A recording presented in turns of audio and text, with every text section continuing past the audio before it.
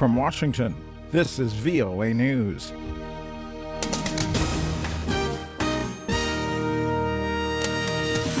A former volunteer in Sierra Leone is diagnosed with Ebola in Britain.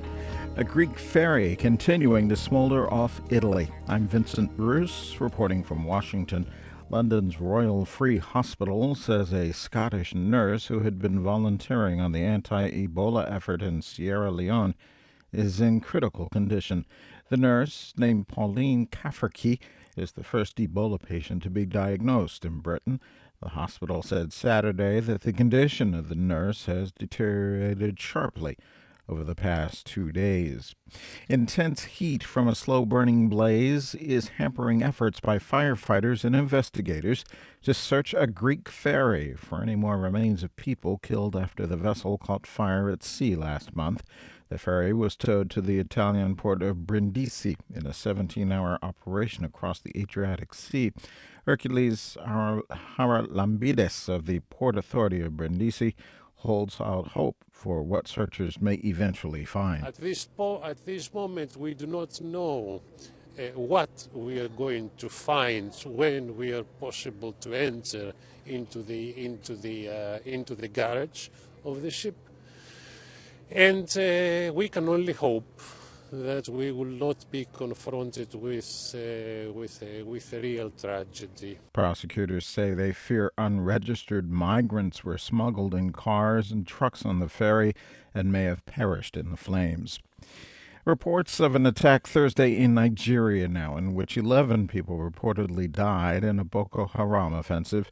Reports Saturday said the attack took place in the region of Wassa, where militants opened fire on a bus full of passengers. A local military official told Reuters news agency as many as 25 people may have been killed and that 10 others who were injured were taken to a hospital in the regional capital of Marawa. More at voanews.com. This is VOA News. An Israeli official says Israel has decided to freeze about $125 million in tax revenues it collects for Palestinians in response to the Palestinians' efforts to join the International Criminal Court. The action was taken a day after Palestinian officials submitted documents to the United Nations to join the ICC. Palestinian Ambassador Riyad Mansour. It is an option that anyone who upholds the law should not be afraid of. And it is an option that we are seeking in order to seek justice for all the victims that have been killed by Israel, the occupying power. Israeli Prime Minister Benjamin Netanyahu had threatened unspecified retaliation for the Palestinians' bid to join the ICC. Special UN representative to Somalia, Nicholas Kay, says there's been considerable success by the U.S. and pro-government forces in the 2014 push against the al-Qaeda-linked al-Shabaab. Kay spoke with VOA, saying the combined U.S. and pro-government efforts have led to the liberation of nearly 20 Somali towns from al-Shabaab militants and brought the country closer to full federal control. Indonesian search and recovery teams hunting for the wreck of an AirAsia passenger jet have located 4 large objects in the Java Sea as searchers try to reach the plane's fuselage to retrieve bodies believed to be inside and the aircraft's black boxes. The head of Indonesia's Search and Rescue Agency said all 4 of the objects were spotted in the priority search area. He said the largest one measured 18 meters long.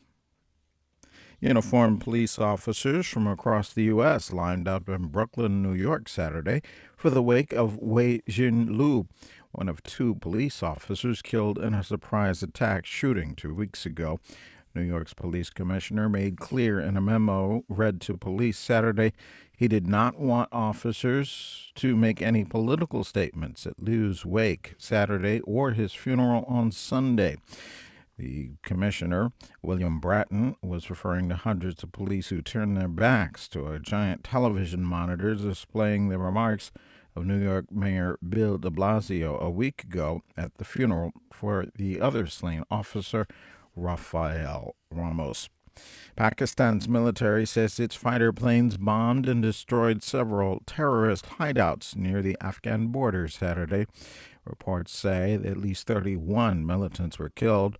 The Pakistan activity is part of stepped-up counter-militancy army operations in tribal areas along the border with Afghanistan since a militant raid against an army-run school in Peshawar on December 16th killed 150 people. More on all these stories at voanews.com 24 hours a day. I'm Vincent Bruce, reporting from Washington. That's the latest world news from VOA.